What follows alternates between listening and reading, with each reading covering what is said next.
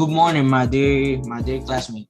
We are Rancis, Elijah, Bobby, Steven, and Jaden. Today, we're going to talk about chapter 9 of the novel Invisible Man. We are going to talk about the tone of the chapter.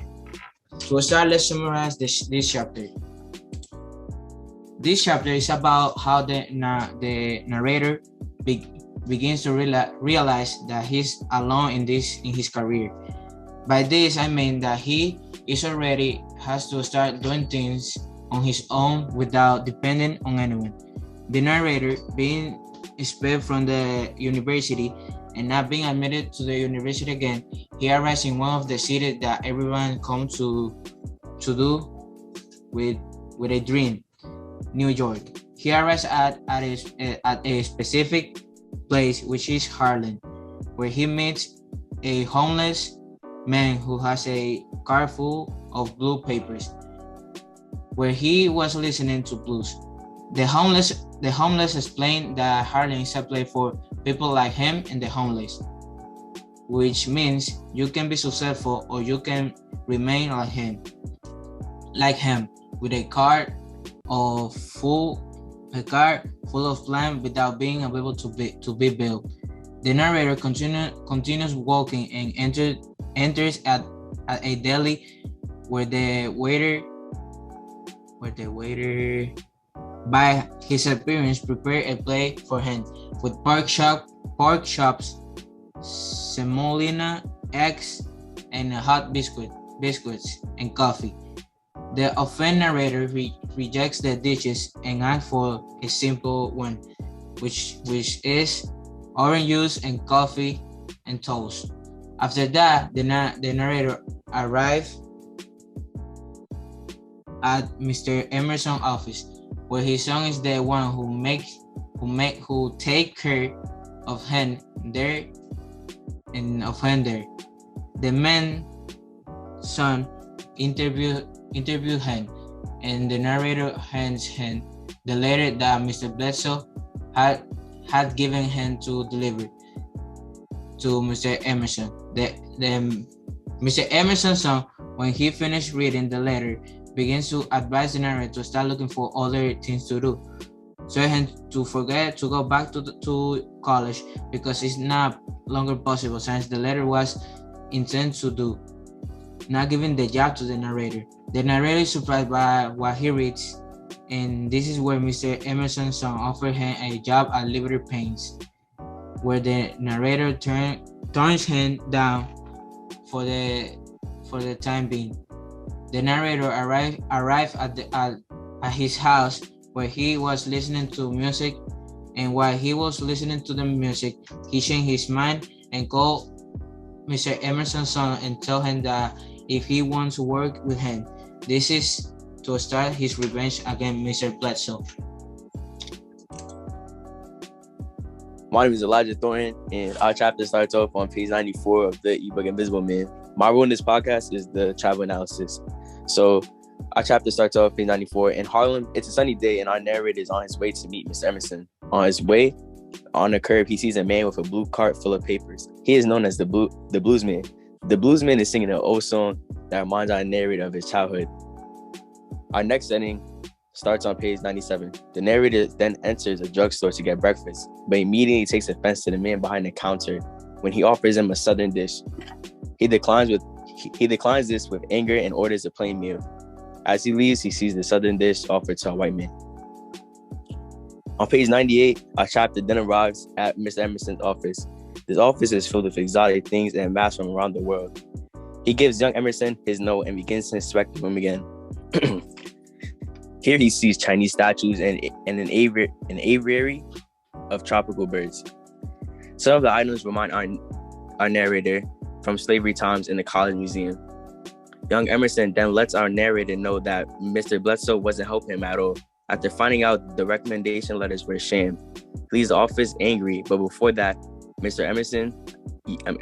young Emerson tells him that a job called Liberty Paints is hiring.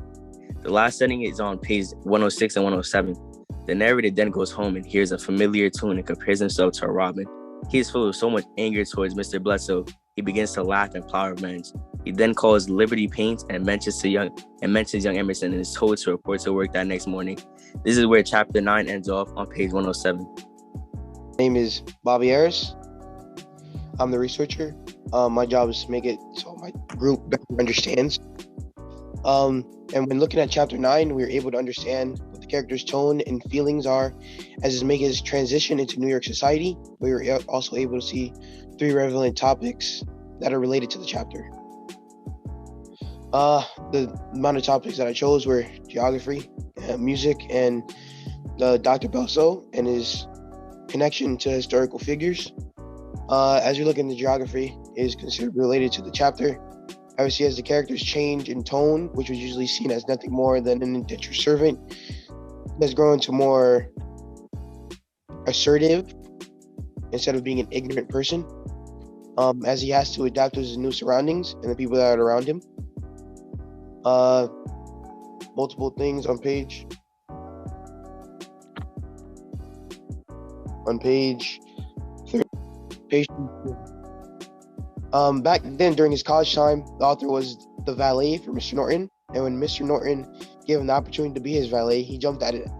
But unlike what happened to Mr. Norton, when Mr. Emerson offered the valet job, the author immediately refused, due to him facing the fact that since he got screwed over by the college, the one place that he knew then, in New York, he would have to learn to adapt and transform himself, which is thanks to his setting.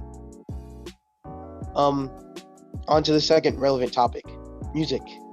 Music is closely connected to the author's emotion as well as the tone, because the certain rhythms that were given to the author allowed him to reflect over his involvement in the song and in real life. Thanks to the author's feelings, and at the beginning and close to the end of the chapter, the author's sudden tone changed from amused and joyful thanks to the 3-tone chord, and after the news that he received, the music that he had from the bus on page 107 had changed his tone to a bleak and aggressive style of thinking. In this chapter, music plays a big role in allowing the author to vent or think to himself. Now on to the third relevant topic, Mr. Bledsoe, who is, to me, is closely related to the historical person Booker T. Washington, because they both come to realization when it comes to their ideas or thoughts. Both seemed as they would fight for Black independence. They were what was really undermining as well as delaying it. Even though their mindset is only internal servitude to whites and continuation of their peaceful and powerful life, instead of uplifting and reinforcing other Black excellent students, they forgo their morals and only think of 2 things. How will it benefit them and the white community?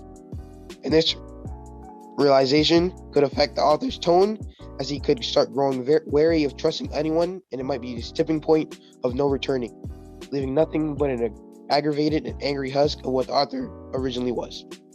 Now on to Stephen. Hello, my name is Stephen, and I was in charge of the literary luminary, and my job was to locate a few special sections or quotations in the text for my group to talk about. The first one would be in page 95, around paragraph 3.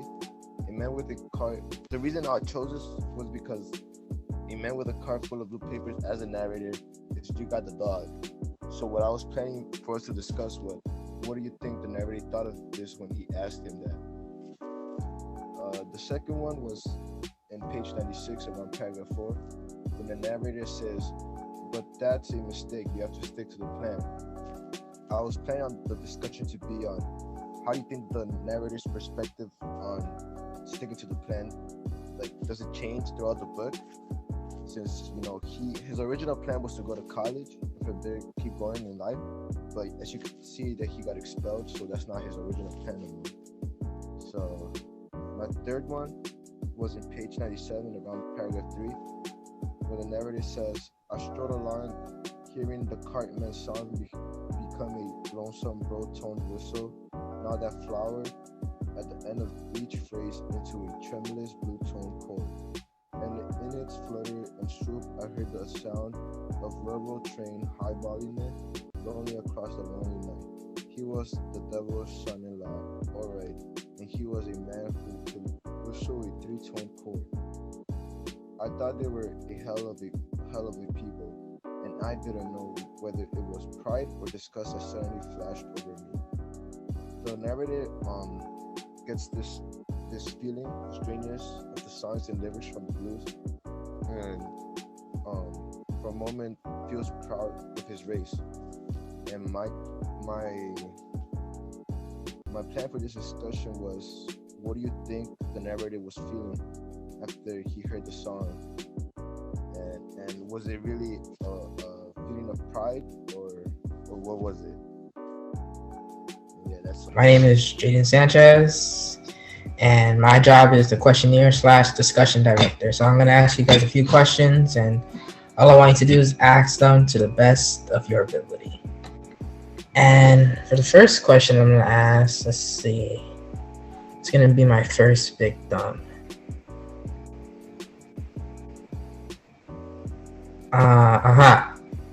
Elijah, are you there, Elijah? Yeah, I'm here. Okay, so I'm going to ask you, why did the narrator feel offended that the counterman offered him the special? All right, so our narrator felt offended because the man behind the counter like looked at him and immediately thought, oh yeah, he's gonna like this Southern male. And our narrator seemed it as like why are you assuming things? And obviously, like, he's trying to put on this mask. He's trying to put on this mask when really he would want that meal, but the fact that like the man behind the counter, he like assumed, made him not want it, and he ordered a plain meal instead. Because he's trying to put on this mask that he's not what he actually is. Well, yeah, that's true. I totally agree with you. You know, he felt offended that the man automatically thought that he was from the South, and the narrator doesn't want to. You know, he said, he was trying to put on the mask, and he didn't want people to really think of him as a Southerner. He was trying to fit in. You know, he just got to New York and he's trying to fit in with the rest of the people. So yeah, I totally agree with you. Yeah. Now let's see who else. Let's see.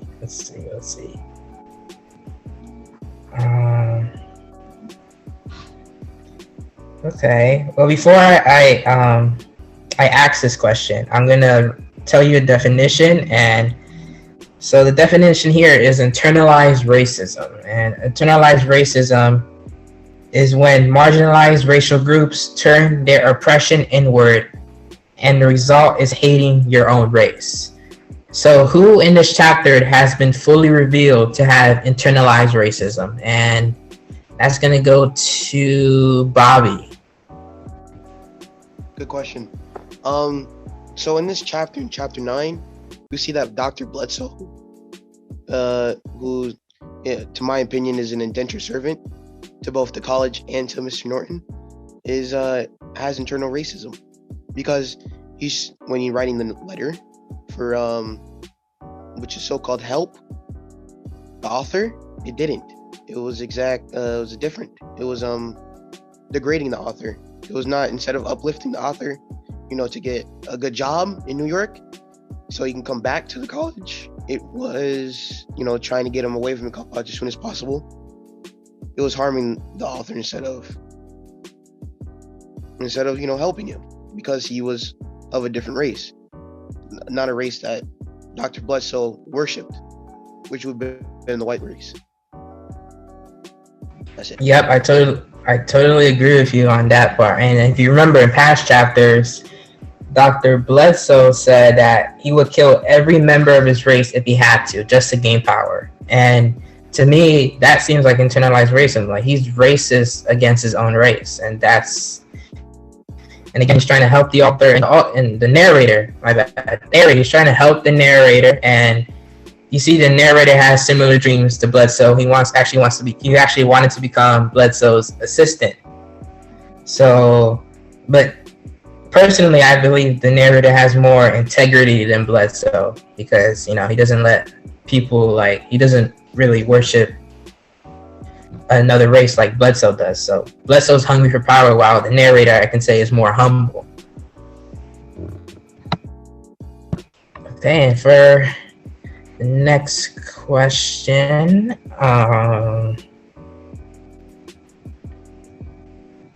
Let's go to Steven. Steven, are you there?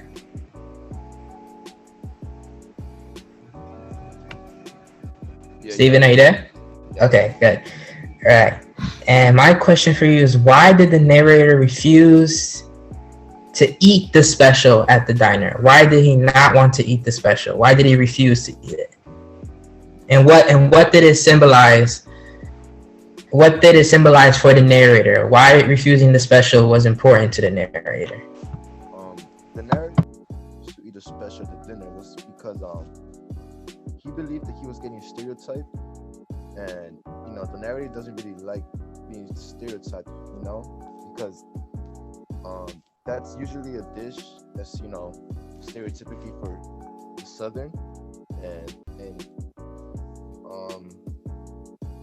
the narrator refuses to eat the meal and decides to get a different order. He premium of orange juice, toast, and coffee. So I feel like the symbolism for this action was because he wanted to change as a person and be viewed differently as a person. That'll be all. Yeah, I agree with you there as well. Also, the narrator was refusing the special because after he refused the special, he saw it as a sign of discipline, and he thought he was moving forward and one step closer to getting him back into the college. So I think that was also like one reason he refused to eat the special after, he thought that was moving a step closer. Okay, and for one of my last questions, Ramses, are you there? Yes. Okay, let's see which question I'm gonna ask you. What motivated the narrator throughout this chapter? What was his motivation throughout this chapter that helped him keep moving forward? I think his motivation was to fulfill like his dream, because as you can see, he was trying to get to Mr. Emerson's office to get back to the college. But since Mr. Bledsoe, Dr. Bledsoe killed that dream, he instead of trying to go back to the college, he changed his mind and try to look for a job, like he doesn't give up. And that's what I have to say. You're absolutely correct. Yes, what motivated the narrator throughout this chapter was the hope that he would eventually go back to the college and, finish his junior year, if I'm correct.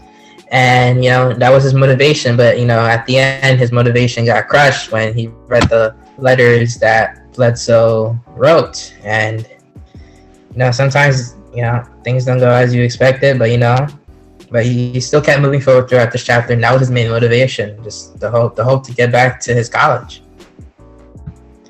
Yeah, and that's basically all the questions I have for you guys today. You guys have any questions for me? Anything? So, what do you think is the main theme in this chapter? The main theme in this chapter. That's a good one. Well, disillusionment. Because the narrator was disillusioned at Dr. Bledsoe, because at first he thought Bledsoe wanted to help him, and at the end he figures out that was not the purpose of those letters as well as he thought in the beginning. Bledsoe was not trying to help him. He was he was actually not trying to help the narrator at all. So I think that was one of the main themes in this chapter, was disillusionment. I agree with you. I have another question. Okay. So my question is, if you were in Mr. Bledsoe's shoes, would you act the way he's currently acting? Me personally, no. I would do everything in my power to help the narrator fulfill his goal and his dreams, because I don't think I'm hungry for power like Bledsoe is. Bledsoe is a man who's thirsty for power. He wants to gain as much power as he can, and I don't think that would be me personally. Yeah, I agree with you. But like, I feel like in some people, like as soon as they get that taste of power, they be like, "Dang, I want more and more and more," and then they get addicted to that power. And then at some point, and to a certain extent, they'll literally do anything to get that power. As Bledsoe said, he said he would kill every single member of his race to get that power. So I feel like as soon as you get that taste, you're gonna constantly want more and more. You'll do anything means possible to get it. Again, that is true. The more power you get, the more you want. But personally, I think power, is never the true source of happiness. Nothing in this world you get, is gonna fulfill your happiness to an extent. You're always gonna want more and more and more. And what happens when you die? You don't really. None of that really matters at that point. So, anybody else got any questions for me? What you said? Say it. No, I said I completely agree with you. Okay.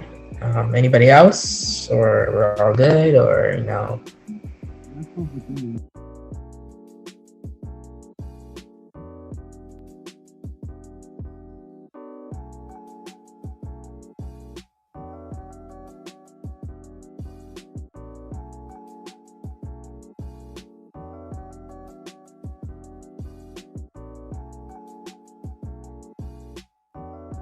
This was me, Bobby, Steven, Ramses, and Jaden.